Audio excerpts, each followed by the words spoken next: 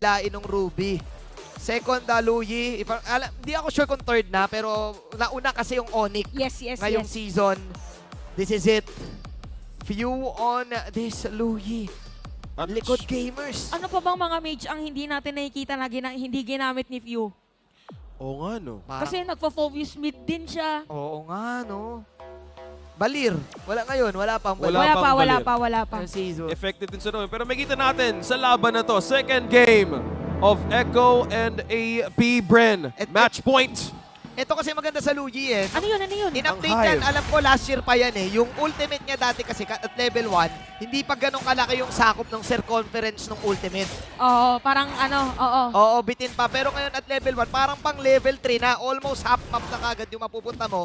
So kung ikaw ang Echo, dapat ready ka dun sa mga diversion teleportations.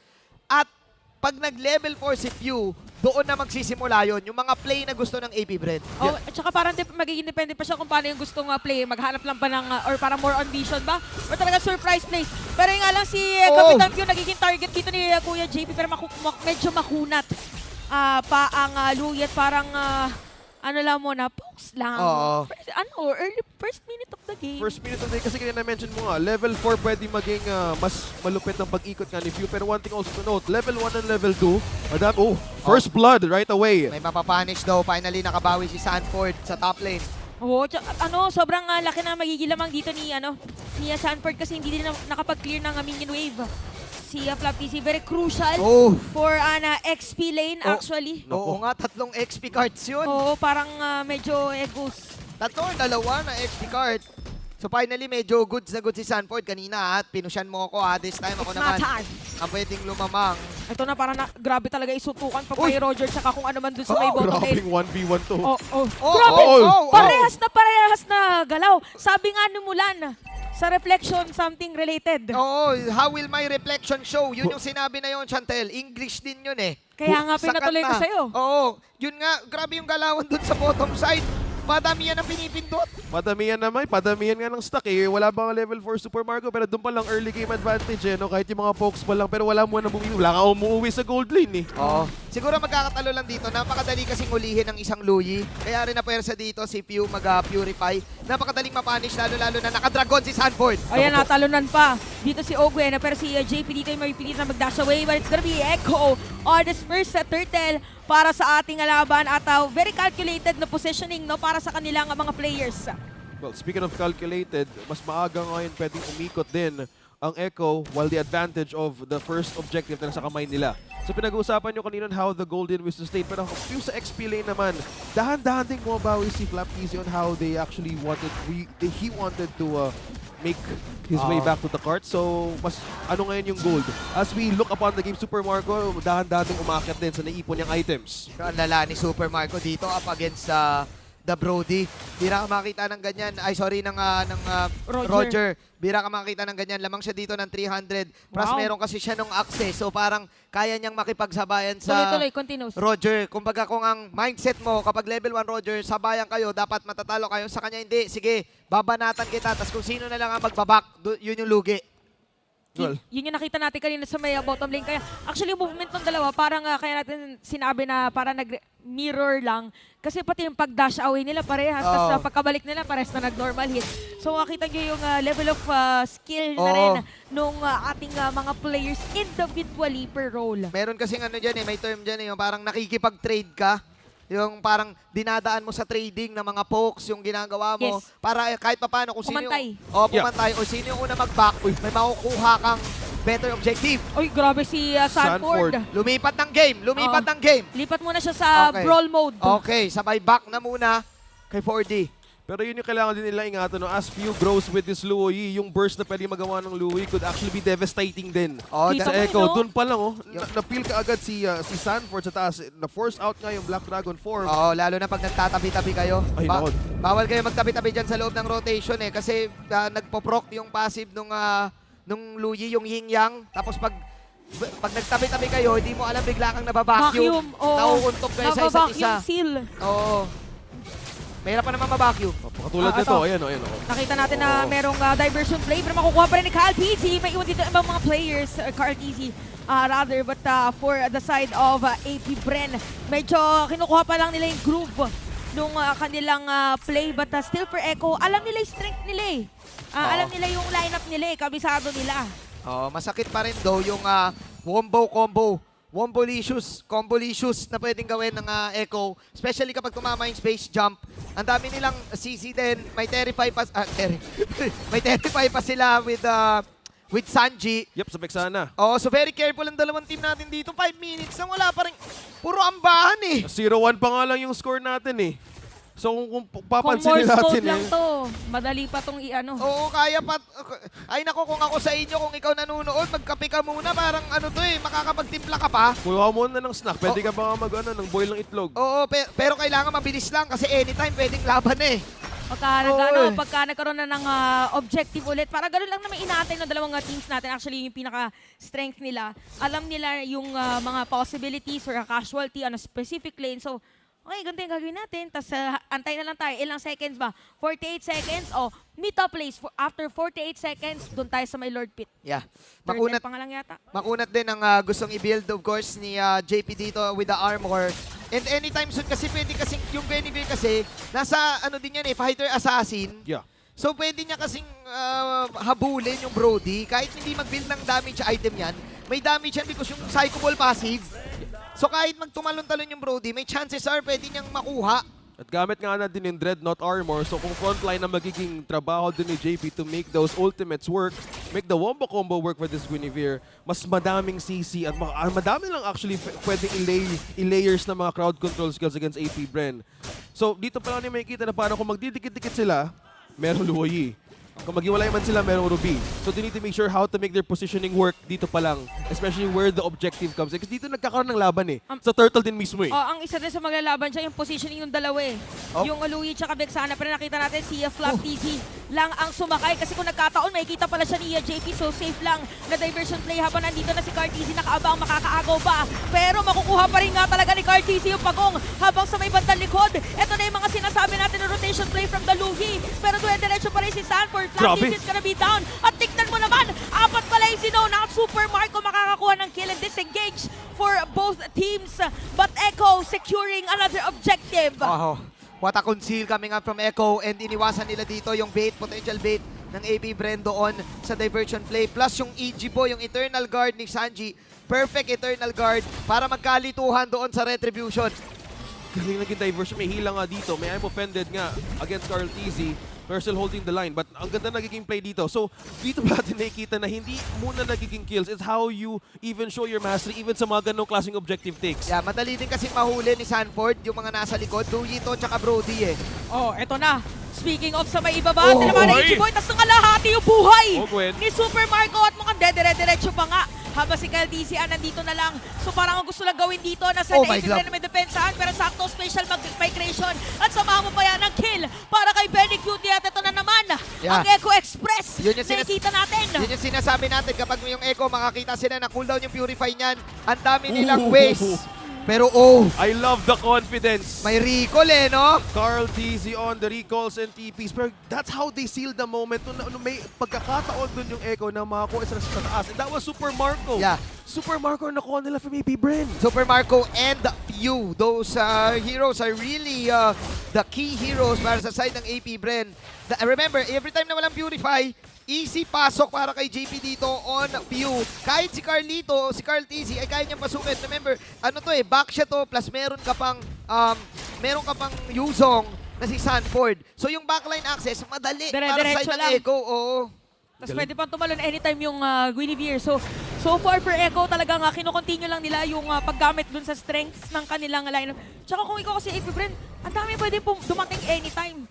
So ano ba ang kailangan ating talagang unahin Ito yung na bantayan? Ito yung tinatawag nating Animorphs lineup eh. Yung nagiging werewolf, nagiging gulong, tapos nagiging dragon, mabilis. Kumbaga mabilis. Literal na hahabulin ka hanggang dulo. The Mighty Morphins, no? Oo. Animorphs. Animorphs. So, Doon pa lang natin nakikita, no?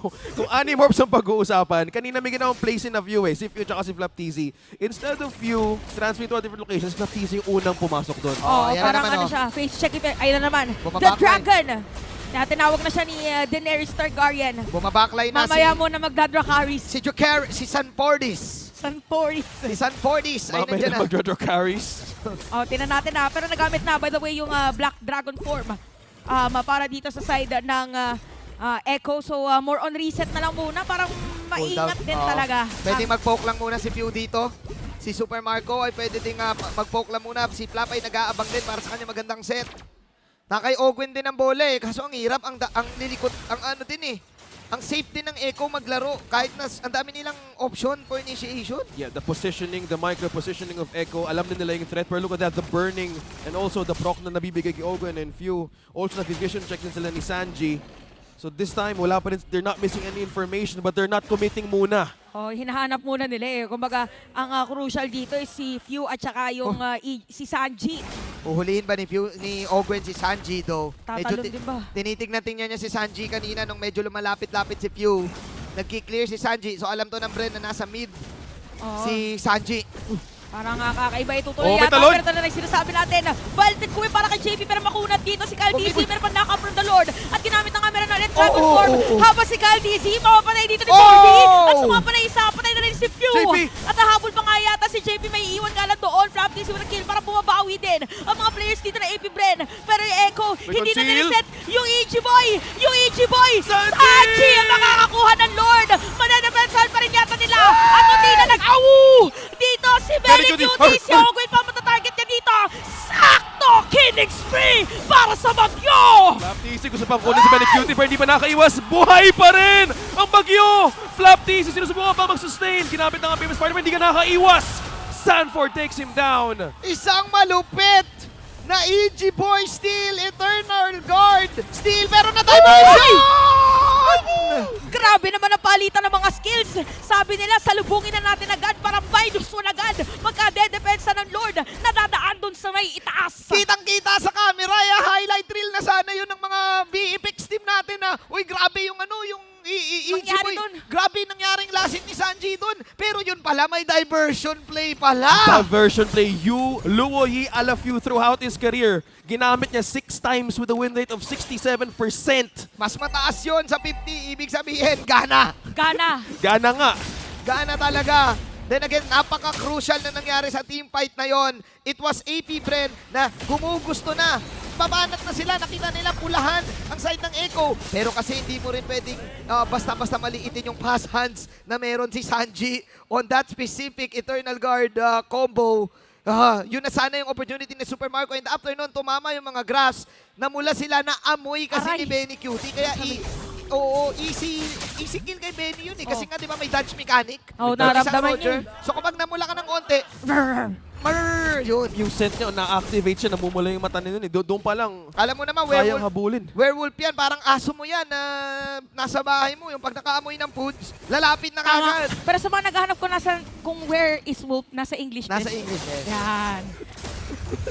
So, 13 minutes, guys. 13 minutes. Ito yung laban ng AP Bren and Echo Yeah. na huwag ka dapat pumikit. Wag ka, ang mahirap dito si Pew, wala pa siyang Winter Tronson kasi kanina nalasit siya na easy. Ayaw nga pala. Na easy kill siya ni Benny eh. Oo nga.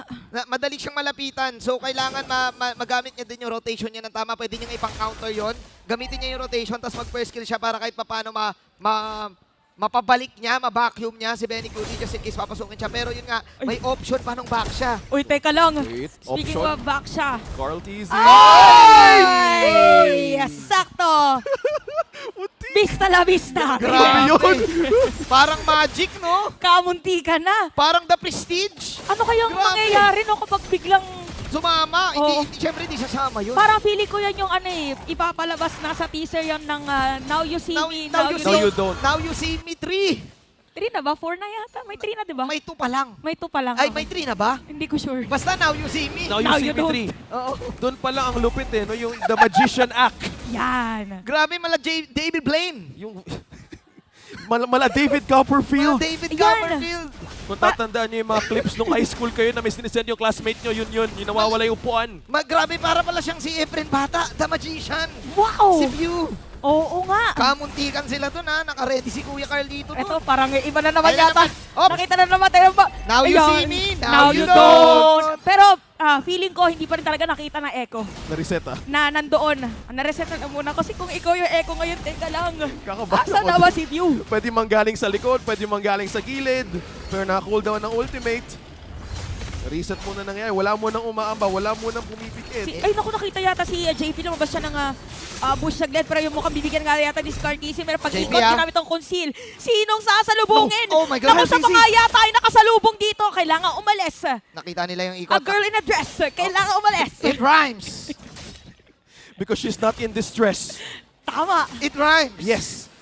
Grabe, nakita nila si JP doon. Ang ganda na sana yun. Ganda na kaso nakita ni Kyle TC agad, back away. Oo, inaapoy-apoy lang na muna ni Kyle TZ. Minomolten essence na lang muna. Kung ikaw yung player na AP Ben tsaka Echo, parang lahat ng mga klaseng kaba, dapat wala kang mararamdaman. Dapat Hindi wala ka kang- makaka-feel ng any takot, kaba. Oo, sabi Dapat nga- hindi ka marunong lumuha. Sabi nga ng mga tito-tita natin, dapat wala kang daga sa dibdib. Di ba yun yun? Tito, tita. Oo. Eh, lola at lolo nagsabi nun sa akin eh. Oo, Ay, nako. Shoutout sa mga tito and tita natin. Yan, shoutout po sa inyo. At mga lolo at lola natin na nanonood ng MLBB. Shoutout po. Shoutout sa inyo! Eto na. Ayan, anong pinapaalala round na to, Lord? namin kayo about doon sa TikTok goodie bags. Oo, mag-send kayo ngayon din. Ang hirap kasi, Freddy, kung sino mang base ang sasabog dito eh. Sakto narinig ko, parang ang play ngayon ng AP Brent. Time space warp. Ngayon din. May halo-halo na 'di ba sa ano 'yon, sa Saido? Oo. Yung pulis pang kalawakan. Ito na, nakay Pew ang bola eh. Eto na. Depende kasi sa the magic ni Pew eh. Only a Pew. Oh, tama. Ito si JP, ano mga pwedeng Hop! kila Daddy Do, si Si Ogwen, Ogwen appeared. Kailangan nila mahanap yung Pokemon. Pero yun nga lang si Cartesi yung una lalabas. Ang pinakatanong, matutuloy nga ba dito yung Lord o i-reset pa lang muna nila Cartesi? Tinawag na rin ang Dragon at maririnig na nga natin yung pagtambol. It's gonna be Cartesi on the Lord. Tapos meron pang gamit dito na Eternal Guard. Pero napakakulat ng mga players. Nag-full form na si Very Cutie. Meron mga damage para sa kanila at meron pang knock-up na magagaling doon sa may Dragon. Pero nagamit na rin dito ang Special Migration. Hoy pa rin! Diretso pa rin yata sila. Naku, napakasakit na nakaka-rotation. Pero Benny Cutie pa rin makakakuha ng kill. Flicker, hinahabol na si Flap TC, kinakalmot, nakaiwas pa play na Spider, pero nakaiwas na si Q! What? Triple kill! Grabe, sumegway pa siya, pumektos pa siya. Nakita mo yon? Nung naamoy niya na namumula na yung isa, lumipat siya ng target. Sabi niya, fade away shot, clip that. Grabe, Benny Cutie. Akala nga natin di siya makakahit doon. Pero 6-0-6. Tingnan natin yung nangyaring instant replay. Ang ganda na sana ng save ni Pew doon. Na-save niya na yung alay niya eh. Now you see me 4, now you see me 5 na siya eh. Ayan o, kung makikita nyo, nakawala siya dito. Pero since namumula silang lahat, Joaquin Pulado. Pulado pala kayo. I can smell it, sabi ni Benny Cutie. If you smell what Benny Cutie is cooking. Hirap nun. Hindi nga iniwasan, hindi nga pinauwi ni Benny Cutie. Nag-flicker in para nga matapos. Napakalupit ng laban na yun. Grabe, hindi ko na nga naiintindihan yung laban sa totoo lang eh. Oo, parang kung nagkukukil, parang kailangan na rin natin matuto ng mga kakaibang salitain. O, biruin mo, 6:50 na. 6:50 na, MPL pa rin. Di ba? From 4 p.m. From 4 p.m. MPL na. Naghahain pa lang si Nene. Naghahain pa lang si Totoy. Prime time MLBB. Shoutout po pala. Feeling ko hindi pa tapos yung laban eh. Kasabay nyo mag-dinner ngayon. Kasabay nyo. Sige. Oh, yun. Sabay-sabay tayong lahat panoorin ang napakagandang laban between our champions. So kung ikaw pala yung AP, Bren, kailangan wag ka mamula, no? Maaamoy ka kasi. Hindi pwede mamula, hindi Oh, pwede. ayun na. Gwen! Hulit! Si JP! Kamuntikan na yun! Now you see me, now you don't! Now showing, sabi dito ng AP Brand. Number one! Grabe, parang pelikula pala talaga. Grabe. Ano Parang yun? ganun na ganun yung nangyari storyline eh. Grabe, let me take you to the magic ride. On the magic carpet ride, sabi ni Pew. Tinalo nila si Jasmine at si Aladdin. Sabi dito ni Few sa mga kakampi niya, I can show you the world. Mahirap i-debunk yun ha. Yung... Ay! JP! Si Damsel in Distress, kailangan mo na umalis.